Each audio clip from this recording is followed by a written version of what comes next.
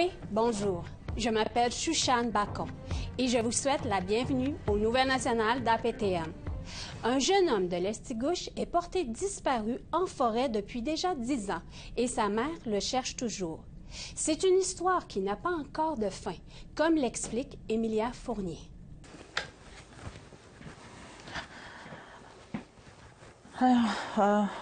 It doesn't look exactly the way he left it because that's all these textbooks from school. That's all these movies that I don't even know where to put them. And everything I had packed. Ça fait 10 ans que Mandy Metallic cherche ce qui s'est passé à son fils, Chris Mackenzie Metallic. Chris, un Mi'kmaq de l'Estigouche, avait 20 ans quand il a disparu. He can't just vanish in the middle of the woods and then there's no trace of anything. Chris a disparu après une fête pendant sa 3e année à l'université Mount Allison à Sackville, au Nouveau-Brunswick. 4 heures de route de l'Estigouche. Son frère Spencer, qui fréquentait aussi Mount Allison, a appelé sa mère le 25 novembre 2012 pour lui dire qu'il n'arrivait pas à retrouver Chris. Tanner Isaac, l'autre frère de Chris, était en 10e année quand il a disparu. I figured I'd wake up the next morning, they'd be like, oh, he found him, you know? It's just Chris being Chris, you know? He needed some time alone. Mais quand son frère n'est pas revenu, le monde de Tanner a éclaté. That's the hard part, is seeing everybody just fall apart because we're so lost and we don't know what to do anymore. Le parcours de Chris a été tracé à une forêt par la GRC, mais toutes les pistes n'ont mené à rien. You can tell he was getting lost. He was going back and forth, back and forth. Ces empreintes ont éventuellement mené à la rivière Tantramar, où des chiens policiers ont perdu sa trace. La rivière a été examinée par des plongeurs. Some places are really hard to go through. Like this is where, that's the size of the river they think he fell in and got washed out. Mandy a passé le parcours de Chris au peigne fin. It's all I'm focused on. I don't do anything else. When I'm home, I'm planning on what to do next, and then when we're there, we're searching. And Chris a touché la vie de plusieurs et était un joueur de basketball enthousiaste. That's the newspaper clipping when they won the gold medal. That was his last game. Mandy et Tanner ont dit qu'ils pensent que la GRC a fait de leur mieux pour retrouver Chris. The RCMP are really helpful, and it's surprising because, you know, just being like Indigenous, you feel a little hesitant with getting help from them, but they've helped out so much with getting like helicopters and searches and divers and everything. Désespérée, Mandy a mené d'innombrables recherches indépendantes.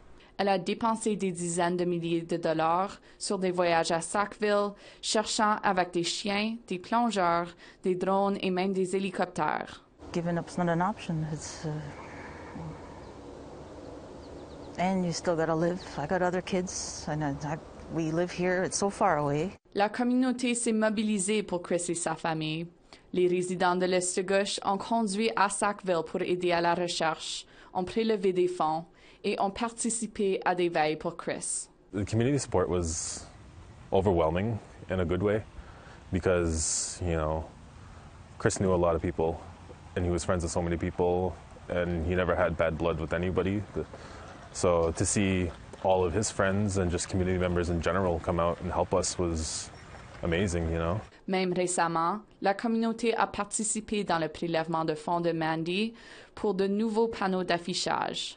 I painted this. Malgré sa relation positive avec la GRC dans le passé, Mandy dit qu'elle n'a pas reçu de nouvelles de la GRC depuis des mois. Mais ça ne la découragera pas de continuer sa recherche d'un dénouement sur la route bien voyagée à Sackville. I feel like I need to keep his disappearance out there so he's not forgotten. Si vous avez de l'information sur la disparition de Chris Metallic, appelez l'Association canadienne d'échec au crime au 1-800-222-8477. Emilia Fournier, Nouvelle nationale d'APTN, l'Estigouche. La communauté de sans-abri à Montréal est soulagée après que le gouvernement provincial ait annulé un plan d'expulsion des occupants d'un camp de sans-abri sous un passage d'une autoroute principale. Mais comme le rapporte Lindsay Richardson, avec l'hiver qui arrive, ce soulagement peut être de courte durée. à l'ombre de l'autoroute Ville-Marie, hors de la vue des navetteurs matinaux. Les résidents de l'encampement Atwater se réveillent sans être dérangés. La police provinciale devait intervenir et démanteler le camp jeudi dernier. The reason that's been given is construction. Obviously, you can see behind us there is construction, but I think construction is something of a convenient reason to, execute a not in my backyard principle, which is very alive and well. Mais à la veille du démantèlement, le plan a été annulé. Cela est en partie grâce à la résistance communautaire. This is the time to share and also put your demands. What are we expecting from this, pause on the eviction? What is their next step? Because their original plan was to evict everyone and have a group of social workers come and ask them how they're feeling about it, right? The thing is that everybody knows where the resources are. Everyone is very much aware where they could potentially go. The problem is they're either not accepted or there's no room. So unless you have something tangible, this is just the Band-Aid. Un sondage de 2018 a révélé que quelques 3100 personnes à Montréal étaient sans abri. Avec la COVID-19 et la crise des logements locatifs, les travailleurs des services d'intervention se rendent compte qu'aujourd'hui, la situation est probablement pire. Pourtant, les attitudes envers les itinérants n'ont pas changé. When children grow up, they never say, one day I hope I'm going to be homeless. Like, it's nobody's dream. They have to have lived an enormous amount of trauma. And especially for Indigenous people, we have a history of being displaced. Au moins 2 membres de la communauté autochtone urbaine de Montréal sont morts d'hypothermie entre 2021 et 2022. Et avec l'arrivée de l'hiver, le manque de logements abordables ou habitables est un problème qui est soulevé une nouvelle fois. If in the meantime you found your own solution in a tent, you shouldn't be penalized for that. Lucy Partridge a dit attendre un logement depuis 1 an et demi, mais elle n'a pas souhaité s'exprimer devant la caméra d'APTN. Kathleen Wilson attend depuis 5 ans, mais affirme que les refuges ne sont pas toujours la solution. I'm not a baby no more. I'm 61 years old.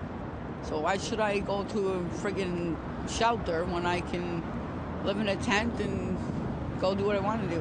Le ministère des Transports du Québec a annoncé aux médias qu'il travaillerait avec des groupes communautaires et le ministère des Services sociaux de la province pour trouver un refuge aux personnes qui se trouvent au camp d'Atwater. Elles risquent toujours d'être expulsées, mais aucune nouvelle date n'a été fixée. Lindsay Richardson, Nouvelle nationale d'APTN, Montréal. Après la pause, la préservation de la francophonie et de la culture métisse au Manitoba. Soyez là.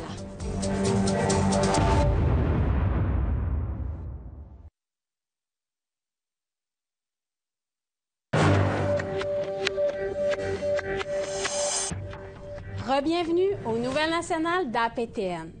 L'Union nationale métisse Saint-Joseph du Manitoba rassemble les métis francophones depuis la mort de Louis Riel. Cet organisme culturel cherche à préserver la francophonie et la culture métisse.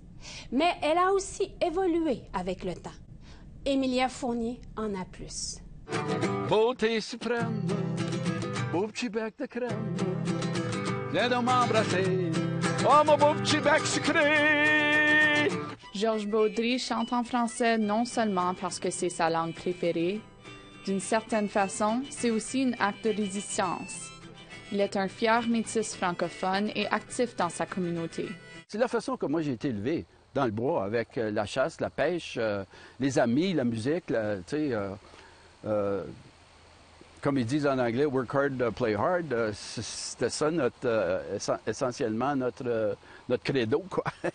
Baudry est membre de l'Union nationale métisse de Saint-Joseph du Manitoba depuis des décennies. L'Union nationale rassemble les métis francophones de la Rivière-Rouge au Manitoba pour des activités culturelles telles que des camps intergénérationnels et des ateliers de parlage. Ma ceinture fléchée, oh mon Dieu, c'est mon trésor, ça. La présidente de l'Union, Paulette Duguay, dit que c'est important de préserver la langue que les métis parlaient historiquement. Sa mission a toujours été d'affirmer, de protéger, de promouvoir, premièrement, la culture métisse, les droits des métis et aussi la langue française, parce que c'est la langue de nos anciens, ça puis le métis. Mais au cours du 20e siècle, plusieurs métis ont perdu leur français. Il y avait tellement de discrimination et de souffrance à admettre que tu étais métisse, que les gens ont commencé à ne pas parler français parce qu'ils voyaient que ça serait peut-être plus facile d'être accepté, de s'assimiler dans le monde anglophone ici au Manitoba. Mais Duguay dit que maintenant, dans une ère de réconciliation, on peut en tirer des avantages de se dire métisse. Avec le phénomène récent de l'appropriation culturelle, aujourd'hui, nous sommes dans l'obligation de vraiment étudier notre Constitution et apporter des changements parce qu'elle ne reflète pas l'actualité. La vérification d'identité autochtone ne fait pas partie du processus d'enregistrement comme membre à l'Union nationale, qui existe depuis 1887. Dans les décennies passées, ce n'était pas nécessaire. C'était communautaire. On se connaissait. Ah ben oui, métis. Il n'y avait pas cette frontière-là ou cette barrière-là d'avoir à montrer preuve. Les familles se connaissaient. En même temps que certains essayent de faussement s'identifier comme métis, Duguay dit que plusieurs métis aînés ressentent encore de la honte et de la peine attachées à leur identité métisse. Le but aussi de l'Union, c'est d'essayer de rehausser, de dire à ces gens-là, surtout les gens d'un certain âge, que c'est correct. Aujourd'hui, c'est correct. Vous pouvez terminer votre vie sachant que c'est correct d'être métis, puis pour une fois de votre vie, soyez-en fiers. Baudry dit que les métis francophones font partie essentielle de la culture métisse. Nous sommes le cœur des métis parce qu'on croit encore dans le fait qu'on est francophone. On est très fiers de ça. J'aime la bouteille aussi. Savez-vous comment? Emilia Fournier, Nouvelle nationale d'APTN, Winnipeg. Le cinéma est une passion qui amène beaucoup de gens à s'engager dans une vie de créativité, à raconter des histoires et à lancer le dialogue.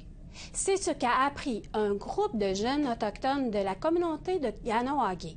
Le Festival du film Maoriland y a tenu un atelier. Jeff Dorn nous indique qu'il s'agit d'une première pour cet atelier en Amérique du Nord. Just like pull it out like right at the very last second, I guess. Jared Jacobs est aspirant cinéaste. Ici, il dirige une scène d'action intense. Des moments chargés d'adrénaline, comme celui-ci exigent la bonne prise. Jared et son équipe travaillent à sa création.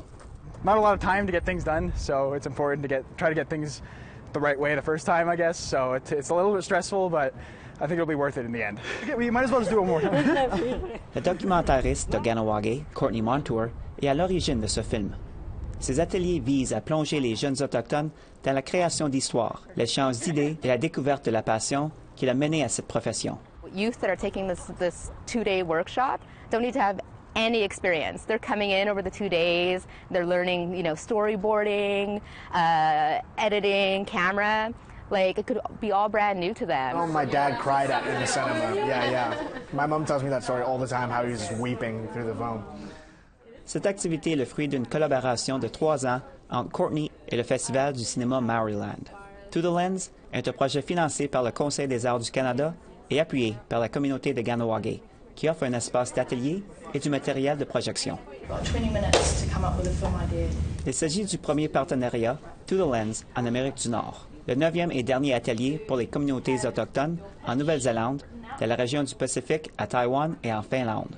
We started this project in 2017. We were actually supposed to first come to Kahnawake in April 2020, and, it didn't work out.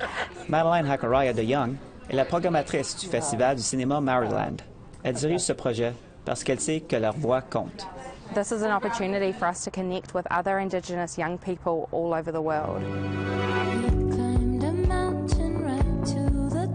Le Festival du cinéma Maoriland célèbre le cinéma autochtone depuis 10 ans. Ce genre suscite un engouement croissant dans le monde du cinéma. Film is a universal language. It is a way that we can share who we are and our stories with a wide audience. And it also allows us to see ourselves in a way that we don't necessarily get to see when we're actually practicing our culture. Chacun des professionnels qui animent ces ateliers a déjà surmonté des obstacles. Mais selon eux, cela ne fait que commencer. We need to have more of our Indigenous people in all levels of the industry. And even if they're not going in the industry, this storytelling is a part of their community and daily lives. It's something that can support and benefit, all of the work they're doing. Brooke Rice est diplômée. Elle est maintenant stagiaire en production et espère faire jaillir la même étincelle qui l'a rendue accro au cinéma. It's just who we are. We're storytellers. We like to share. We like to exchange our cultures. Building relationships. We're weaving our network. We're expanding our bundle of knowledge. Comme Brooke l'a fait auparavant, ces cinéastes en devenir réalisent leur premier court-métrage. Passion and love relate to film because it's just our stories. And in Ganyagaha, we call it Odzirde, which means fire, spark, and the word for family is Akwadirde. So really everything we do is about that fire, our central fire, our responsibilities. So no matter what, we'll always be attached to our family, our culture, our language, and it'll just show through our storytelling. Entre-temps, Jared et son groupe font une autre prise. Pour stimuler l'auditoire, il est essentiel d'obtenir un plan parfait. I think representation does matter, and it's just really nice that Indigenous people have an outlet to make films that they want to make, and with messages and things that they want to see on screen and not have to depend on anybody else to make it for them. Jared et son équipe ont terminé un film intitulé Wannabe. Pour ces cinéastes, l'avenir est prometteur et ils ont déjà un public pour leur première œuvre. Le Festival du cinéma Maryland présentera leur film le printemps prochain en Nouvelle-Zélande lors de son édition de 2023. A measurement of success from this workshop will be that everybody is inspired to go home and not only make their own film, tell their own story, but to also encourage their own communities of young people to tell their own stories. Un reportage de Jeff Dorn, Nouvelle nationale d'APTN, sur le territoire Mohawk de Kahnawake. Après la pause, le Salon du livre des Premières Nations au centre-ville de Québec. Restez là.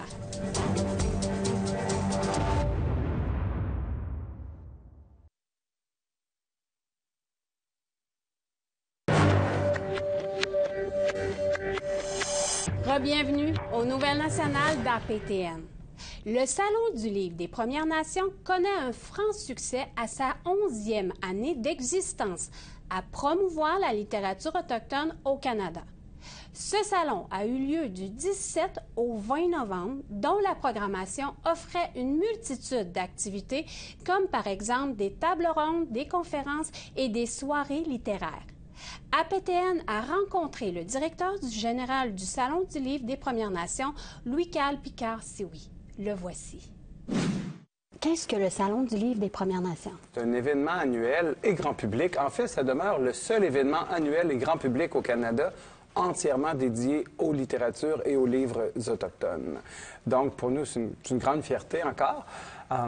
C'est pas un salon du livre traditionnel au sens que moi, ce qui m'intéresse, c'est pas avoir une grande foire du livre avec un labyrinthe où les gens se promènent avec des auteurs qui font un peu la potiche. Là. Ça m'intéresse pas.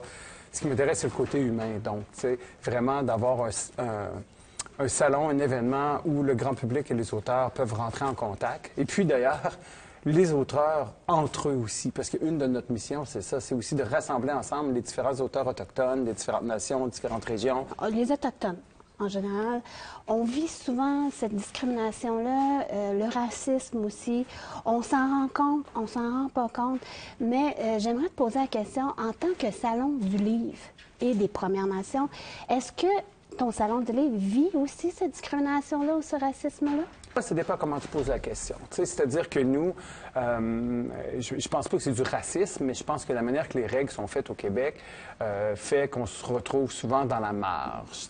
Je te donne un exemple. Mais depuis quelques années, je me rends compte vraiment que les gouvernements et les gens en place essaient de trouver des solutions. C'est exemple pour le financement des salons du livre. En théorie, au Québec, selon la loi, il faut être membre de l'Association des salons du livre du Québec. Nous, on peut pas parce qu'on ne correspond pas aux règles. Donc, vu qu'on est spécialisé. En théorie, selon les règles, on ne pourrait pas avoir de financement dans tel programme parce que, c'est toujours un peu compliqué. On est toujours à la marge. Mais l'inverse de ça, puis ce qui peut être cool, par contre, c'est que vu qu'on n'est pas dans la chaîne du livre, ça nous permet d'intervenir à tous les niveaux, ce que d'autres salons ont peut-être plus de misère à faire. T'sais. Donc, moi, je trouve qu'il y a quand même un certain avantage à ça. Sinon, pour la discrimination, ben, le racisme, non, je n'ai pas l'impression. Par contre, on se fait poser parfois la question par entre autres des médias généralistes qui vont plutôt nous dire pourquoi le Salon du livre des Premières Nations, pourquoi que les auteurs des Premières Nations ne sont pas dans les salons du livre normal. Une animatrice chez nous qui est une alloctone, Mme Sylvie Nicolas, qui avait répondu à un média un moment donné.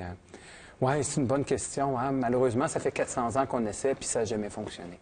Alors, je pense, mais la blague, c'était un peu ça, c'est de dire, mais non, mais avant qu'il y ait le Salon du livre des Premières Nations, il n'y avait aucun festival au Québec, aucun Salon du livre au Québec, aucune revue au Québec qui invitait des auteurs autochtones. Donc, maintenant, évidemment, je pense que la littérature autochtone est à la mode parce que nos auteurs sont extraordinaires, maintenant, ils sont connus. On ose espérer que c'est pas une question de la saveur du mois, là, puis que c'est pas juste une mode. Mais peu importe que ça devienne une mode ou pas, à l'extérieur, nous, on va demeurer là pour continuer à faire connaître les auteurs, à faire briller les auteurs, mais surtout, comme je le disais, pour créer un peu sentiment familial, d'introduire les nouveaux auteurs aux plus anciens aussi, tu sais, puis créer une dynamique, finalement, où les gens se connaissent, puis peuvent monter des projets ensemble. Pas nécessairement en lien avec nous, tu sais, mais juste de créer ces liens-là pour l'avenir.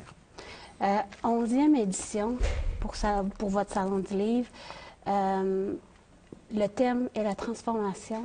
Puis même toi, quand on regarde ton mot du directeur, tu parles d'éléments perturbateurs et je me demandais quels sont les éléments perturbateurs que tu parles dans ton mot du directeur. Ah, les médias qui nous courent après pour avoir des entrevues pendant les répétitions.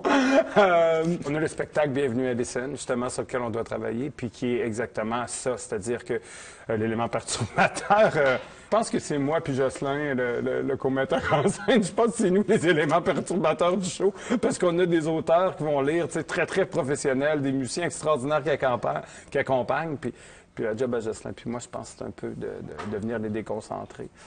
Puis d'animer le public en même temps. Donc, tu sais, c'est d'essayer des nouvelles choses, en fait. C'est surtout d'essayer des nouvelles choses pour éviter que le tout devienne sclérosé, tu sais. La littérature autochtone a-t-elle de l'avenir?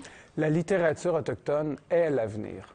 Dans le cadre du salon, on a une série de balados académiques, puis Marie-Ève Bradet, qui signait le premier balado, pose la question en quoi la littérature autochtone transforme la littérature? Et je vais inviter les gens à aller l'écouter, mais je pense qu'il y a un impact. Quand on arrive collectivement avec des nouvelles voix, des nouvelles façons de faire, ça provoque des échos en dehors de notre petite chambre d'écho, disons, de la littérature autochtone, mais en général, disons, sur la scène québécoise, canadienne, etc. T'sais. Donc, moi, j'y crois. Je crois qu'on peut aller plus loin. Je pense qu'on peut réinventer les formes. Les formes de la littérature telles qu'on la connaît sont très occidentales, ont été élaborées par des Européens dans un contexte très européen, avec des valeurs très européennes. Et aujourd'hui, on fait un peu éclater les genres avec qu'est-ce que l'essai, qu'est-ce que... Bon, des chercheurs, entre autres, comme Marie-André Gill, qui pose ces questions-là aussi, l'autrice, mais elle est aussi chercheuse universitaire, qui pose ce genre de questions-là. Qu'est-ce que ça signifie, un essai pour les Autochtones, par rapport à la tradition, disons, occidentale? Donc, j'ai l'impression que on va avoir un grand rôle à jouer pour l'avenir des littératures. Tianwak, Lucan. Tianwak, Hina, Sushan. C'est ce qui conclut le bulletin Nouvelles nationales d'APTN. Je m'appelle Shushan Bacon. Merci beaucoup d'avoir été des nôtres et à la semaine prochaine. Yamé, Wanousish.